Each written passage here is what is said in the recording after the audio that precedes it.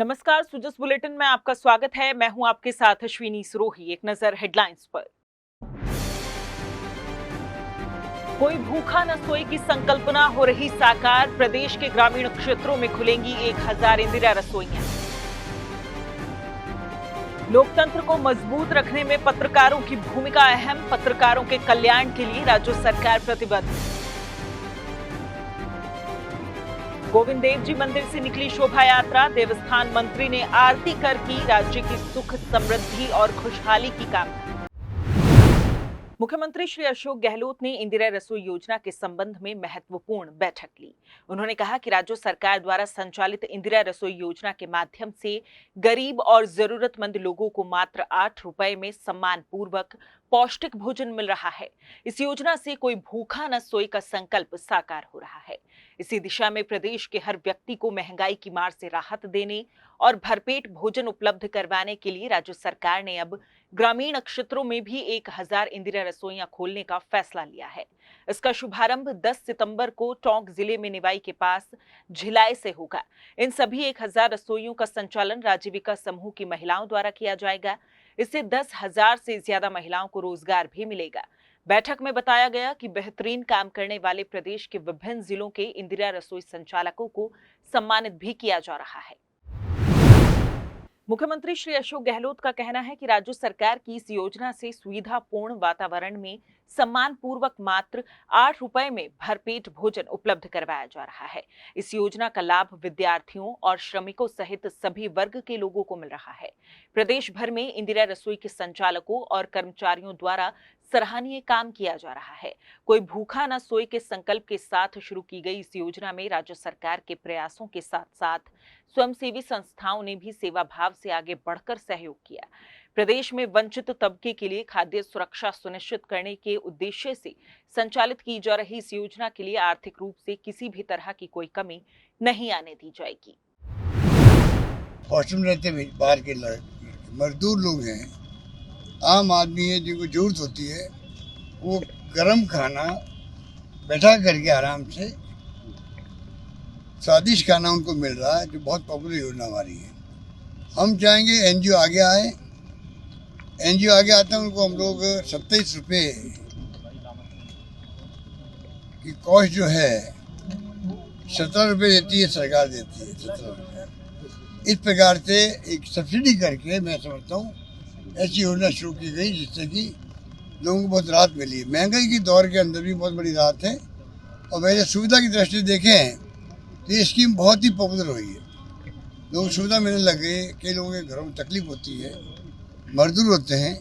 मैं खुद 2-3 जगह रसोई में खाना खाने गया हूँ। मैंने देखा किस प्रकार लोग आते हैं, मैंने बातचीत उनसे करी। वही योजना की लॉन्चिंग यहाँ पर हो रही है। खाना बहुत अच्छा है यहाँ का, हर अच्छी सुविधा है, बढ़िया साफ सुथरी जगह है। खाने वाले भी बहुत आते हैं यहाँ, गरीब आदमी बहुत हैं। चौपाटी पे भी बहुत गरीब आदमी है, तो खाना 400-500 आदमी सुबह शाम में खा ही लेते हैं खाना। दाल सब्जी, अलग अलग सब्जी मिलती है, दाल दोनों टाइम, चावल, अचार, बहुत अच्छा खाना है यहाँ। 8 रुपये 8 रुपये में आराम से एक आदमी काफी खा लेता है। Hello. We're in the Clock Tower, Indra Rasoi. Best restaurant in the area. Such good food. I Best can eat food. this forever. You have to come here. If you don't come here, you're missing out. You're not living. You They're gotta come. really, really nice. Like, you know, we haven't found anywhere better than this. Yeah. It's really cool. We think it's a really good It's a great idea. And if you want to support it, you should support it. Thank you to the Chief Minister. Thank you to the Chief Minister of Rajasthan, Ashok Gehlot. Very, very good. Very you. amazing idea. Thank you so much. मुख्यमंत्री श्री अशोक गहलोत ने Rajasthan information centre Jaipur में the daily guardian, India news और the Sunday guardian अखबार के जयपुर संस्करण के launching कार्यक्रम में शिरकत की। इस अवसर पर मुख्यमंत्री ने कहा कि लोकतंत्र को मजबूत रखने में पत्रकारों की भूमिका अहम है। फेक न्यूज और मिस इन्फॉर्मेशन के इस दौर में पत्रकारों की जिम्मेदारी बढ़ जाती है। उन्होंने कहा कि प्रदेश सरकार हमेशा से ही फ्रीडम ऑफ स्पीच की पक्षधर रही है। ऐसे में पत्रकारों को सामाजिक सरोकार को आगे रखकर जन चेतना का काम बेहतर तरीके से करना चाहिए। उन्होंने कहा कि आजादी की लड़ाई में अखबारों ने स्थानीय स्तर पर अलख जगाने में बड़ी भूमिका निभाई है। मुख्यमंत्री ने कहा कि प्रदेश में पत्रकारों और पत्रकारिता से जुड़े लोगों के लिए महत्वपूर्ण फैसले लिए जा रहे हैं। राज्य में 60 साल से अधिक आयु के अधिस्वीकृत पत्रकारों को 15,000 रुपए और अधिस्वीकृत पत्रकारों की विधवाओं को 7,500 रुपए की पेंशन दी जा रही है। पत्रकारों के बच्चों के लिए प्री और पोस्ट मैट्रिक छात्रवृत्ति लागू की गई है। पत्रकारों को निःशुल्क चिरंजीवी बीमा, कोविड में जान गंवाने वाले पत्रकारों को 50 लाख रुपए की आर्थिक सहायता और रोडवेज व वॉल्वो बसों में निःशुल्क यात्रा जैसे कई फैसले लिए गए हैं। जन्माष्टमी पर्व पर शुक्रवार को नंदोत्सव के दिन जयपुर के आराध्य देव गोविंद देव जी मंदिर से शोभा यात्रा निकाली गई।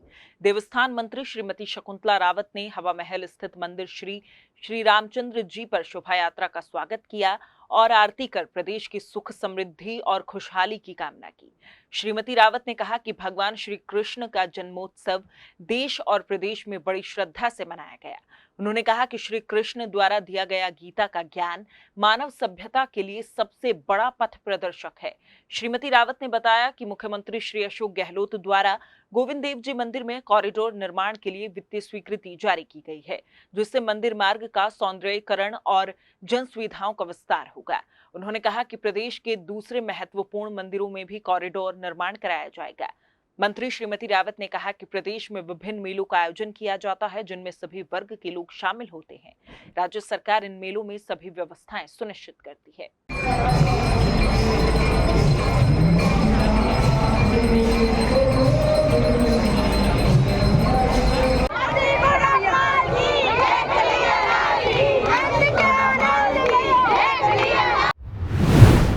चंबल रिवर फ्रंट कोटा में अंतर्राष्ट्रीय स्तर का एक पर्यटन स्थल बनेगा। रिवर फ्रंट और ऑक्सीजन पार्क 12 और 13 सितंबर को जनता को समर्पित किया जाएगा। नगरीय विकास मंत्री शांति कुमार धारीवाल ने जयपुर में आरआईसी में हुई प्रेस कॉन्फ्रेंस में इस लोकार्पण समारोह की जानकारी दी। जो अर्बन प्लानिंग से उसका जो डेवलपमेंट जो कोटा में किया गया है, वो निश्चित तौर पर कोटा को पूरे देश में एक मॉडल के साथ अर्बन डेवलपमेंट का एक मॉडल स्थापित करने का काम करेगा। तो कहते हैं ना कि जैसे कोरोना आया तो भीलवाड़ा मॉडल पूरे देश में चला। 14 में प्रधानमंत्री जी ने गुजरात मॉडल बेचा और आज हम देश के सामने ये प्रस्तुत करने जा रहे हैं कोटा मॉडल। 3 साल के अंदर 3 साल की एक छोटी सी अवधि में ये सब कुछ काम खत्म हुआ है। शुरू हुआ 2020 में, 20 के मिडिल में, जुलाई अगस्त में चालू हुआ और ये मान करके चलिए कि आप ये काम जो है मार्च 2023 में जाकर के पूरा हो गया। तो ये एक निश्चित तौर पर कोटा को जो है एक अंतर्राष्ट्रीय शहर के बतौर पेश किया जाएगा और अंतर्राष्ट्रीय स्तर का डेवलपमेंट जो कोटा में किया गया है वही एक कोटा मॉडल है, जो कोटा मॉडल के नाम से प्रसिद्ध होगा देश में।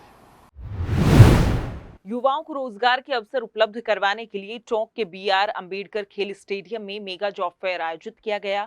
कौशल रोजगार और उद्यमिता विभाग की ओर से हुए इस फेयर में नामी कंपनियों ने मौके पर ही प्लेसमेंट देकर युवाओं को नियुक्ति पत्र दिए। इसमें 6 से ज्यादा सेक्टर की 24 से ज्यादा कंपनियों ने हिस्सा लिया और रोजगार के 8,000 से ज्यादा अवसर उपलब्ध करवाए गए। राजस्थान को देश का अग्रणी राज्य बनाने की मुख्यमंत्री श्री अशोक गहलोत की प्रगतिशील संकल्पना को साकार करने के लिए वन और पर्यावरण विभाग की ओर से 11 सितंबर को जयपुर में अरण्य भवन में राजस्थान मिशन 2030 संवाद कार्यक्रम आयोजित किया जाएगा। पर्यावरण एवं जलवायु परिवर्तन विभाग की संयुक्त सचिव श्रीमती मनाली सेन ने बताया कि प्रदेश के चहुमुखी विकास के साथ ही सुरक्षित और संरक्षित पर्यावरण के लिए राज्य सरकार प्रतिबद्धता के साथ काम कर रही है। इसी दिशा में विषय विशेषज्ञ, हितधारकों, प्रबुद्ध जनों और आम जनता की आकांक्षाओं और अपेक्षाओं को राजस्थान विजन 2030 दस्तावेज में शामिल किया जाना है। सुजस बुलेटिन में फिलहाल इतना ही, फिर होगी आपसे मुलाकात, तब तक के लिए नमस्कार।